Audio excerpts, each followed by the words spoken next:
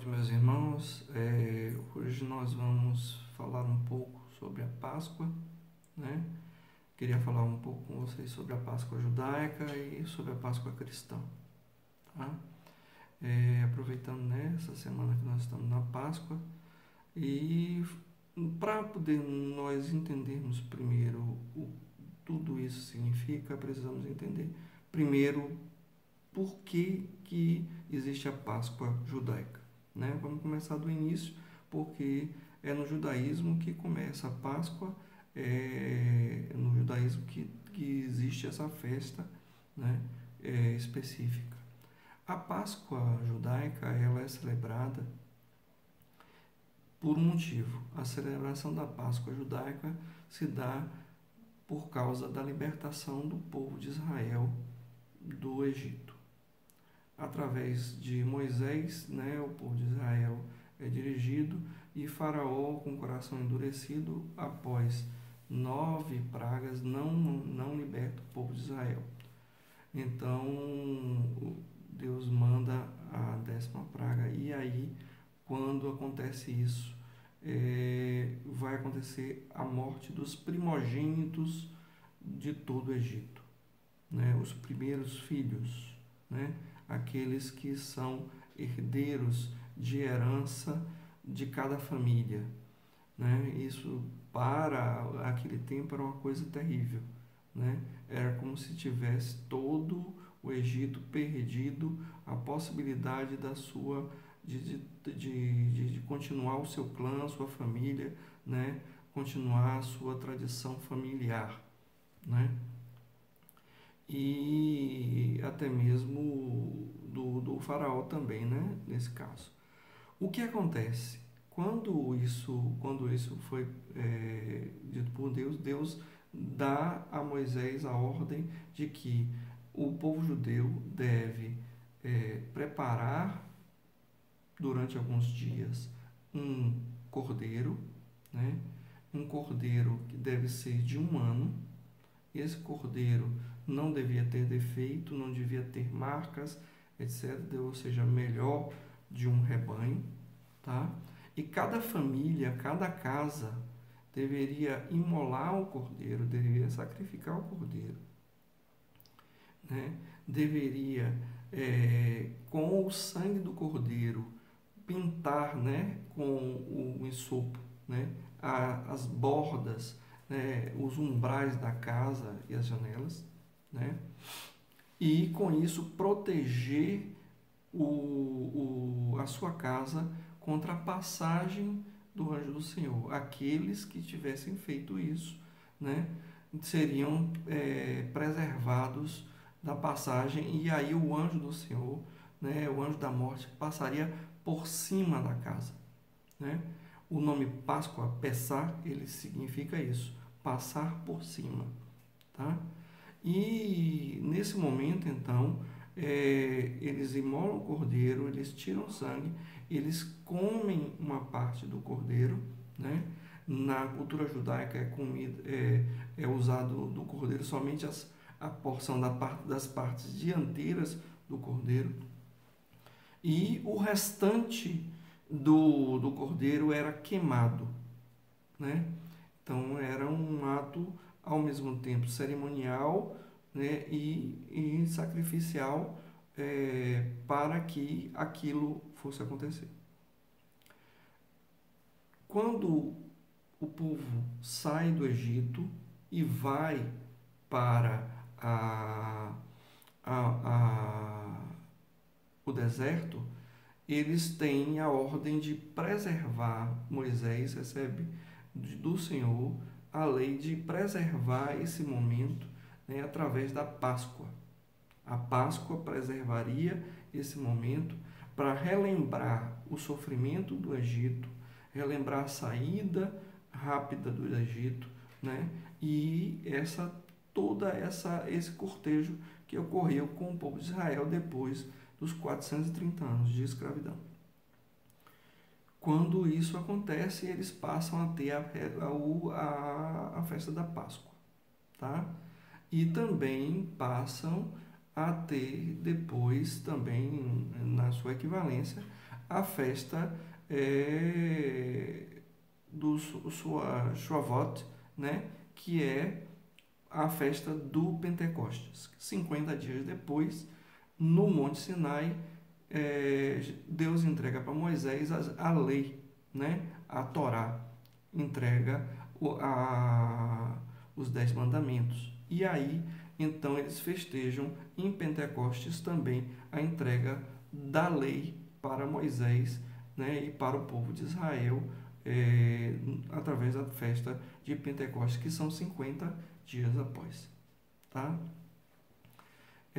Mas voltando à Páscoa, o que acontece na Páscoa? A Páscoa ela é uma festa preservada e uma das festas mais importantes até hoje, né, para o povo de Israel. Ela acontece no primeiro mês religioso do ano judaico e no sétimo mês civil judaico, porque Israel tem um calendário e esse calendário ele é composto por meses lunares, mas por 12 a 13 meses em cada ano. Depois a gente vai explicar uma palestra, uma aula específica sobre como é que se dá esse calendário judaico, né? E nesse mês, nesse primeiro mês religioso, que se chama Nissan ou Abib, né? Que é em torno de março a abril, tá? No dia 15, ou seja, no meio do mês, porque o mês judaico tem 29 ou 30 dias, porque ele é, na verdade, o ciclo lunar 29 dias e meio, né? 29 dias e meio, então os meses judaicos têm 29 dias num mês, 30 dias no outro, tá? E então, na metade do mês, né, ocorre o Pessah, ocorre a Páscoa, o Pessah, né? Que ocorre também, como nós sabemos que é mês lunar, né? Os meses lunares começam na lua nova, né? E no meio do mês nós temos a lua cheia. Então, toda a Páscoa acontece numa lua cheia, ok? Toda a Páscoa acontece numa lua cheia. E os meses que são formados por 29 ou 30 dias, né? E que são também modificados à medida que os anos passam, tem um calendário um pouco mais complexo em relação a isso, tá? É um calendário um pouco mais complexo, tá? Mas um dia a gente vai, como a gente está falando, vamos explicar sobre isso. O Seder Pascal, né, que é a noite da ceia, é o festejo da Páscoa, a noite onde existe o festejo da Páscoa, o Seder, né, essa ceia ela é feita normalmente no primeiro e no último dia do mês, né? Atualmente ela é praticada, e não se sabe ao certo se era praticada também assim nesse período, no primeiro, no segundo e no último dia, tá? Que essa, na verdade, corresponde ao período da festa dos pães ázimos. A festa dos pães ázimos, né, dos pães sem fermento, e a festa pascal são duas festas que se confundem, que estão fundidas, né? A festa dos pães ázimos, ela começa no dia da Páscoa, começa no dia do Pessah, começa no dia do Seder, né? E permanece durante 7 dias, que é o período onde o judeu só pode comer pães sem fermento, né? E o que significa esses pães sem fermento? Pão sem fermento para o judeu significa um pão sem contaminação. O que é o fermento? Fermento é uma massa, uma coisa específica, que poderia ser ovo, poderia ser uma outra massa, que traz uma levedura, traz um fungo, né, para dentro de uma massa pura e contamina essa massa. E no momento que ela se une a essa massa, ela contamina toda essa massa.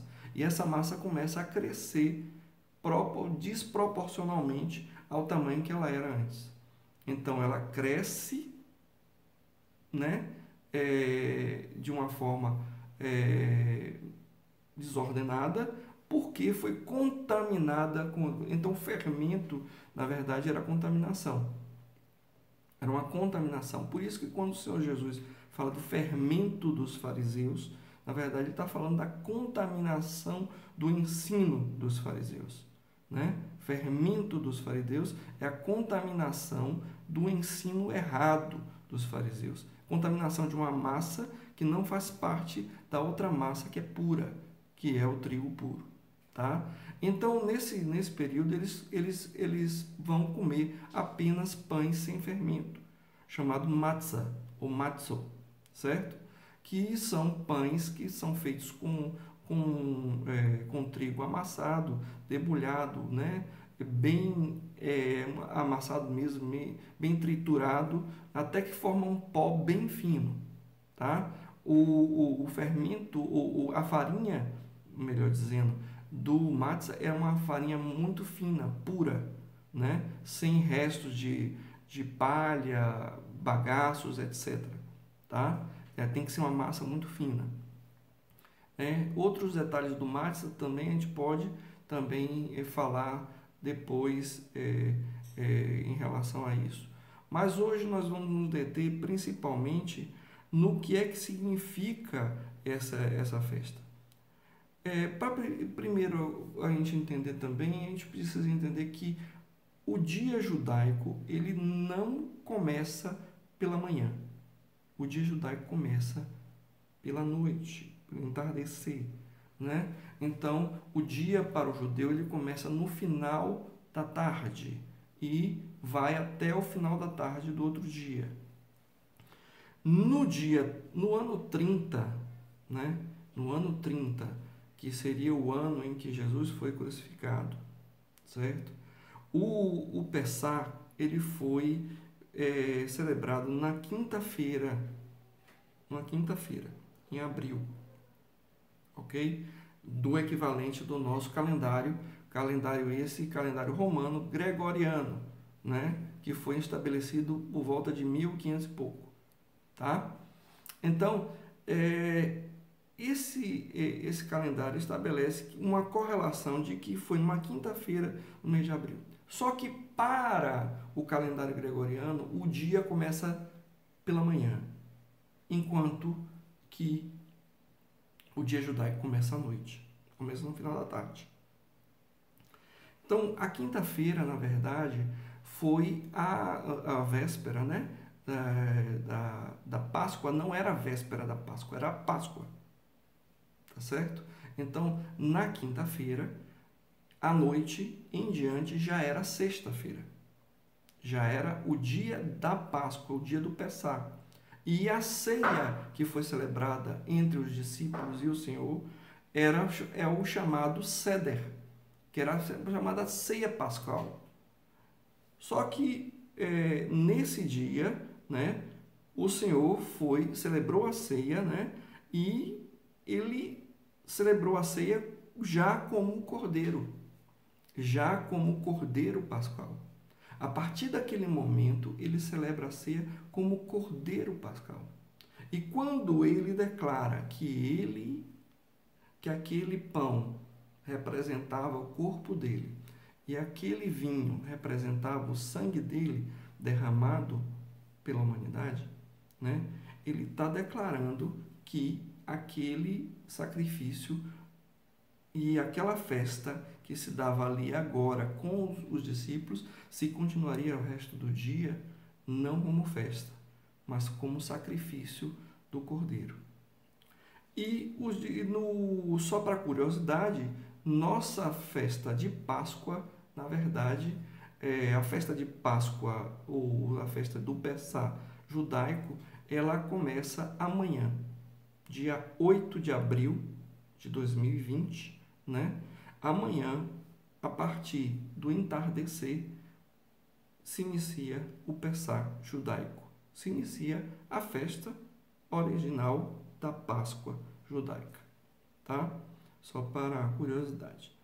Mas o que mais importante para a gente entender é que o Pessah, a Páscoa, né, Jesus faz o Seder com seus discípulos e depois do Seder, que eles cantam os hinos e vão, né, ele é preso, ele é humilhado, ele é açoitado, ele é crucificado, é ferido e morto, antes que o dia do Pessah acabe. Começou o dia do Pessah. Jesus lavou os pés dos seus discípulos. Jesus ceiou o Seder com seus discípulos. Jesus foi preso. Jesus foi humilhado. Jesus foi condenado. Jesus foi açoitado. Jesus foi crucificado. Jesus foi ferido e Jesus foi morto antes que terminasse o dia da Páscoa, o dia em que representava, né, o sacrifício do Cordeiro. Então, o sacrifício do Cordeiro no Egito e a festa de Páscoa até aquele momento era somente uma sombra daquilo que na verdade deveria acontecer, que era o sacrifício do Senhor Jesus como o Cordeiro perfeito.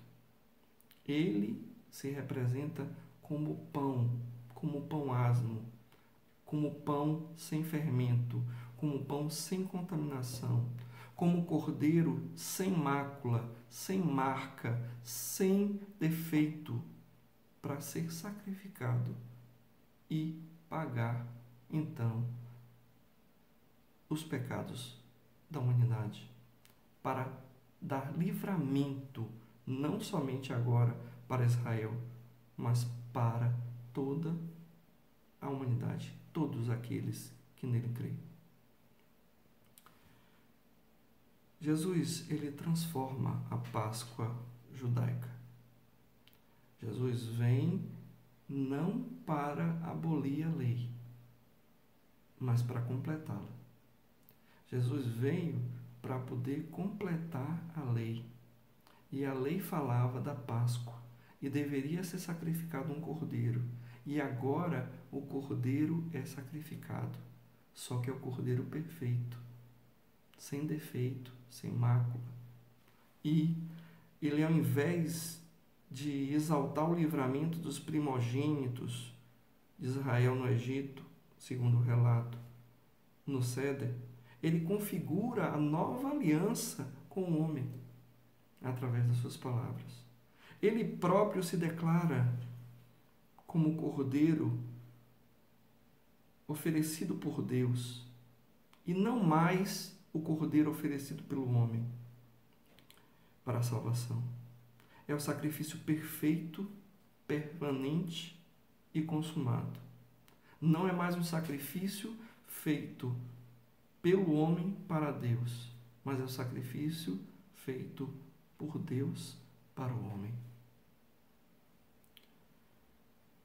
Jesus, ele transformou o Seder também. Ele transformou o Seder, a ceia da Páscoa. Ele nos dá uma nova ceia. Comemoramos o novo Cordeiro de libertação e livramento.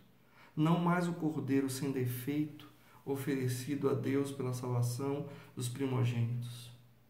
Celebramos o Cordeiro perfeito, oferecido por Deus, seu Filho Jesus. Quando nós estamos fazendo a nossa ceia e me relembrando o sacrifício de Jesus, nós estamos celebrando a Páscoa de Cristo. A Páscoa, ela tem que estar dentro de nós. Ela tem que nos relembrar de quem foi o Senhor e o sacrifício que Ele fez. E fica muito mais simples agora, porque o Senhor quer que relembre dele como Ele fez, o que Ele fez e o que Ele ensinou. Que você possa estar entendendo, então, meu irmão, o significado real da Páscoa. o significado real da Páscoa para o cristão, o significado que Deus deixou através da sua ceia para nós. A Páscoa judaica, ela é importante para os judeus. A Páscoa judaica, ela é importante até para nós, porque nós viemos da fé judaica. Mas nós precisamos entender que a nossa Páscoa, ela está em celebrar a morte e ressurreição de Cristo todas as vezes que nós sentamos à mesa para celebrar a ceia do Senhor. É claro que existem muitas outras coisas que precisam ser ditas, muitas outras coisas que podem ser esclarecidas. Esta mensagem é uma mensagem breve e muito sintética. Não quero com isso exaurir toda a necessidade que nós temos de conhecimento. Não quero falar sobre muitas coisas que precisam ser faladas. Mas eu quero que os irmãos entendam, principalmente, qual é o âmago da coisa, qual o sentido real, o sentido profundo que Deus deixa para nós, em relação à vinda dele e à ação dos planos de Deus na vida do povo de Israel e agora na vida da sua igreja. Que o Senhor nos abençoe, nos guarde, que possamos ter cada dia mais entendimento da tua palavra. Amém. Um grande abraço, meus irmãos.